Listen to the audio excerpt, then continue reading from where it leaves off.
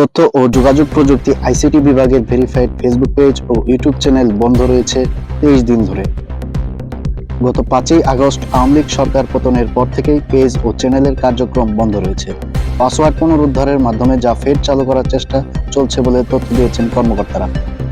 দায়িত্বশীলদের কেউ কেউ বলেছেন, ফেসবুক পেজ ও ইউটিউব চ্যানেলের পাসওয়ার্ড জানতেন শুধু সাবেক আইসিটির প্রতিমন্ত্রী জুনায়েদ আহমেদ পলক। তিনি নিজেই সব ধরনের কার্যক্রম চালাতেন। বর্তমানে তিনি গ্রেপ্তার থাকায় ও কর্মকর্তাদের পাসওয়ার্ড জানা না থাকায় official Facebook page, YouTube channel বন্ধ রয়েছে। এই বিষয়ে আইসিটি বিভাগের অতিরিক্ত সচিব মোহাম্মদ মেহেদী হাসান বলেন, এমন কোনো তথ্য আমার জানা নেই। যদি বন্ধ থাকে তাহলে ফেসবুক, ইউটিউব সম্পর্কে টেকনিক্যাল টিম ভালো বলতে পারবে। আমি তাদের সঙ্গে কথা বলে জানাতে পারবো। তবে পাসওয়ার্ড পুনরুদ্ধারের চেষ্টা চলছে।